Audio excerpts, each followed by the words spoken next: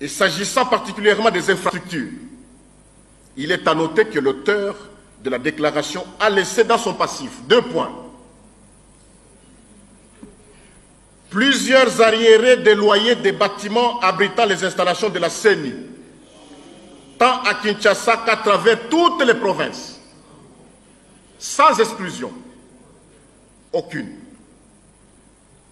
L'immeuble abritant le siège national de la CENI, l'immeuble ici où nous sommes, dans un état de délabrement très avancé.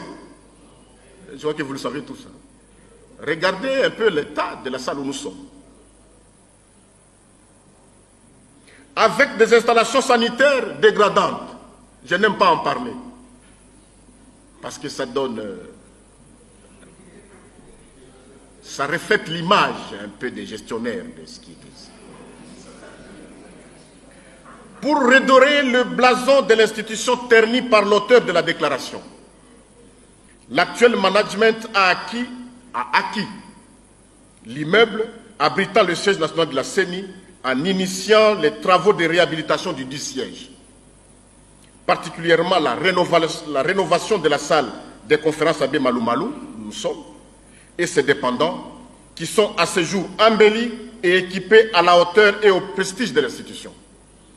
Il en est de même des entrepôts centraux en cours de construction et le paiement des arriérés des loyers de tous les démembrements à travers le territoire national.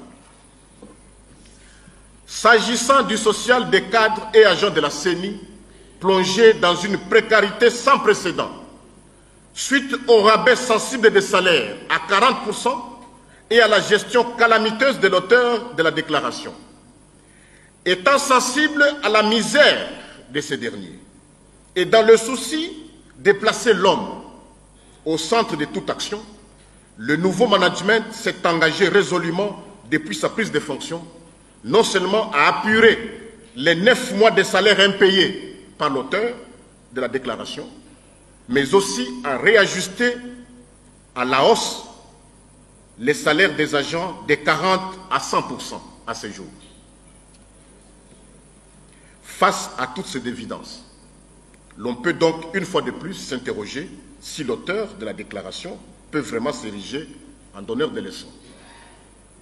Laissez-moi vous dire que désormais, parce que l'auteur de la déclaration, c'est la 4e fois qu'il passe dans la presse pour tirer à bout portant la CENI, désormais, puisqu'il s'agit de l'ancien président de l'institution, désormais, lorsqu'il passera dans la presse, nous allons répliquer.